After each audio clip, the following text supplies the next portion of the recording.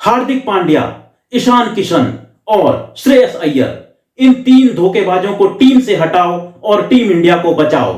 यही है कप्तान रोहित शर्मा का नया फरमान। जी हां, जिनके अंदर भूख है अब उन्हीं को मौका मिलेगा।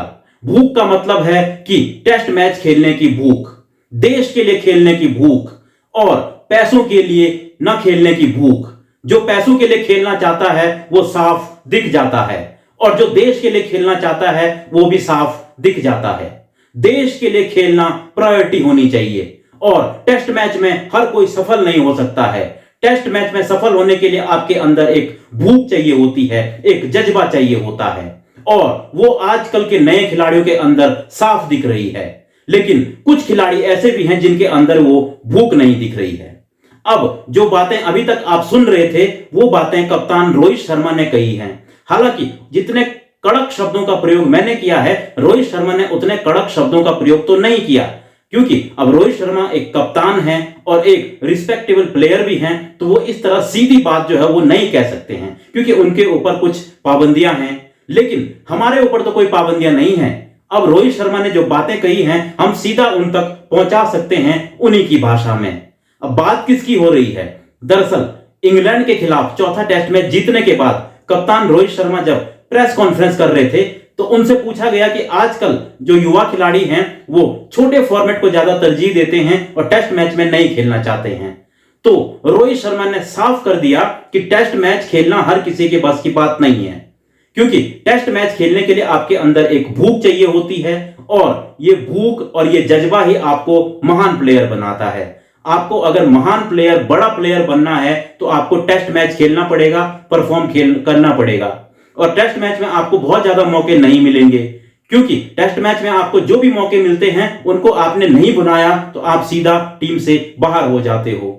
लेकिन आजकल जो नए खिलाड़ी आए हैं, यशस्वी जायसवाल, सरफराज खान हो या फिर ध्रुव जुरेल हो, इनकी रोहित शर्मा ने तारीफ की है और रोहित शर्मा ने साफ कह दिया है कि ये साफ दिख जाता है कौन प्लेयर टेस्ट मैच खेलना चाहता है और कौन नहीं। यानी कि उनका सीधा सीधा इशारा जो है वो कहीं ना कहीं हार्दिक पांड्या और ईशान किशन जैसे खिलाड़ियों पर था, क्योंकि ये दोनों खिलाड़ी आजकल कुछ ज्यादा ही हवा में उड़ रहे हैं और इन्हीं के नक्शे कदम पर श्रेयस अय्यर भी चल रहे हैं। अब हार्दिक पांड्या के बारे में आपको ये जानकर हैरानी होगी कि हार्दिक पांड्या ने अपना आखिरी टेस्ट मैच साल 2018 में खेला था और ये 2024 चल रहा है, यानी कि 6 साल हो गए हैं उनको अपना आखिरी टेस्ट मैच खेले हुए। और उन्होंने तो साफ कह दिया है हार्दिक पांड्या ने कि उनकी बॉडी अलाउ ही नहीं करती है उनको टेस्ट मैच खेलने के लिए, यानी कि उनकी बॉडी उनको आईपीएल या बड़े टूर्नामेंट खेलने के लिए अलाउ करती है, क्योंकि वहां तो भाई 15-15 करोड़ रुपए मिलते हैं और इसलिए वहां वो फिट भी हो जाते हैं। और जैसे ही टीम इंडिया के लिए यानी देश के लिए खेलने की बारी आती है तो वो अनफिट हो जाते हैं, चोटिल हो जाते हैं। अब आजकल भी वो चोटिल हैं और अभी हाल ही में पता चला है कि वो फिर से प्रैक्टिस शुरू कर रहे हैं, यानी कि आईपीएल की फुल तैयारियां चल रही हैं भाई साहब की। और उनके नक्शे कदम पर श्रेयस अय्यर, उनको भी जो है कहा गया था कि आप घरेलू टूर्नामेंट में जाकर खेलिए, लेकिन उन्होंने नहीं खेला। लेकिन अभी खबरें आ रही हैं कि शायद वो बीसीसीआई ने जिस तरह से सख्ती दिखाई है उसके बाद वो खेलेंगे शायद। और ईशान किशन का तो क्या ही कहना, वो तो सीधा ही बोर्ड, कोच और कप्तान से भिड़ गए हैं और हार्दिक पांड्या की शरण में जाकर बैठ गए हैं। उनके साथ वो प्रैक्टिस करते हुए भी नजर आ रहे थे। यानी कि ईशान किशन अब ये सोच रहे हैं कि आने वाला वक्त जो है वो हार्दिक पांड्या का है, यानी कि वो वेट कर रहे हैं कि शायद ये जो T20 वर्ल्ड कप है इसके बाद कोच राहुल द्रविड़ जो है वो विदा हो जाएंगे, रोहित शर्मा संन्यास ले लेंगे और फिर हार्दिक पांड्या कप्तान बनेंगे, तो फिर हम लोग अपनी मर्जी करेंगे। लेकिन ऐसा नहीं चलेगा। अगर आपको कप्तान भी बनना है तो उसके लिए भी आपको परफॉर्म करना पड़ेगा, टीम को साथ रखना पड़ेगा। ऐसे तो नहीं हो सकता है कि आप आईपीएल के लिए और बड़े टूर्नामेंटों के लिए फिट हो जाएं और जब टेस्ट मैच खेलने की बारी आए तो आप अपने आप को अनफिट घोषित कर दो।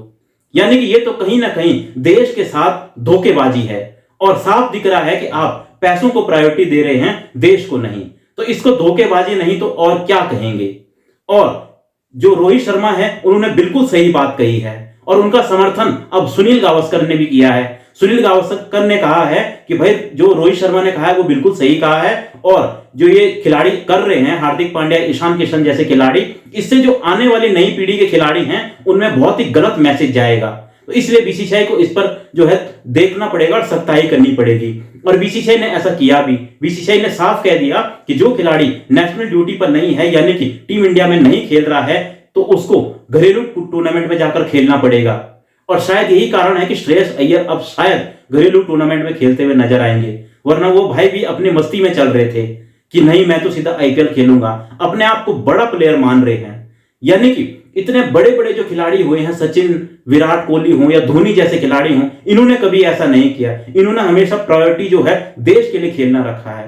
और हाल ही में जो कप्तान है अपने रोहित शर्मा, इनको ही देख लीजिए, मतलब इनको कभी कभी बीच में रेस्ट दिया जाता है, लेकिन वो रेस्ट इनको ऐसी टीमों के खिलाफ दिया जाता है जो छोटी टीमें होती हैं, जैसे कि अफगानिस्तान वगैरह, जहां नए खिलाड़ियों को चांस देना होता है।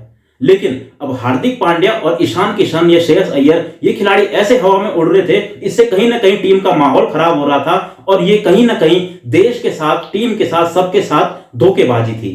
तो अब रोहित शर्मा का बयान कहीं ना कहीं इन तक पहुंच गया होगा और हो सकता है कि इन लोगों की अकल अब ठिकाने आ जाए। और आप लोगों की क्या राय है? क्या रोहित शर्मा ने इन लोगों के लिए ऐसी बात कहकर सच किया है? हालांकि रोहित शर्मा ने डायरेक्टली उनका नाम नहीं लिया है, लेकिन वो कहना वही चाहते थे कि ये तो दिख ही जाता है कि भाई कौन नहीं खेलना चाहता है टेस्ट मैच। अब कौन नहीं खेलना चाहता है, ये तो यही खिलाड़ी हैं। मतलब हार्दिक पांड्या तो साफ ही कह चुके हैं ना कि भाई उनकी बॉडी अलाउ नहीं करती टेस्ट मैच खेलने के लिए। तो ये कहीं ना कहीं इन्हीं के लिए रोहित शर्मा ने कहा है।